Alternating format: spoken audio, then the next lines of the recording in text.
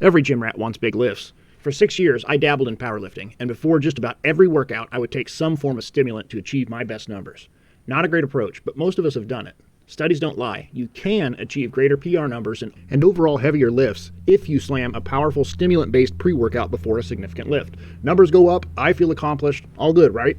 This extremely common practice is actually more damaging to your long-term gains, whether strength or size, than just about anyone realizes.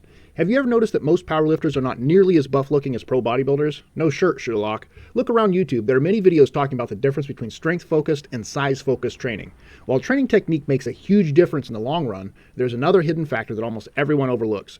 Powerlifters, just as I was, are taking powerful stims pre-workout to hit their best possible numbers, alleviate aches and pains, and theoretically help them build strength and muscle size. Obviously not wise powerlifters, but I'll admit to foolishness. The trouble is, the strength gains from stimulants are extremely temporary. The long-term joint problems and reduced pumps last longer. Let me explain. Caffeine and other stimulants that act in a similar way are vasoconstrictors. That means they restrict blood flow. So say you take 200 milligrams of caffeine pre-workout and then proceed to warm up. How effective is that warm-up? Blood flow is now restricted, and the whole point of warming up is to increase blood flow in tendons and joints that are typically receiving far less blood flow than muscles and organs. This is to prevent injury and sore, achy joints over time. But with blood flow restricted, achieving an effective warm-up is near impossible. But since caffeine reduces inflammation, it feels like we're pain-free.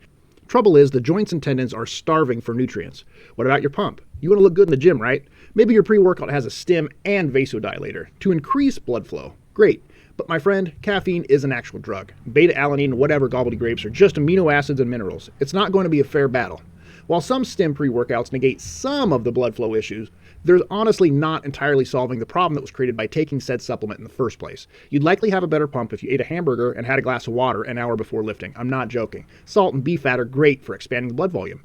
So what substances are the culprits? Well, you've heard of Coke Dick. That's a stim.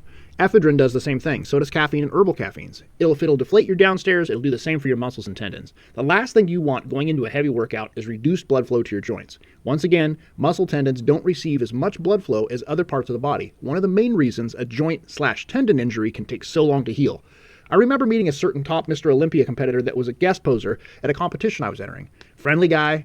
His eyes were a little red and glassy, and he seemed very laid back. I later heard that this competitor loved to use Mary Jane before a workout, and it just seemed insane to me. Now I get it a little more. It seems contrary to common sense, but such a thing can help post-workout for relaxation and recovery. Anything to increase blood flow and healing. I wouldn't use pre-workout, though, as it's a muscle relaxer. No use going from one dumb extreme to another. Thanks for lasting this long. Hit like if you liked it, and check out my series on mass gaining for tall and skinny guys. For those looking for a maximum pump, check out my formula on the website gymvikingusa.com or follow the link in the description.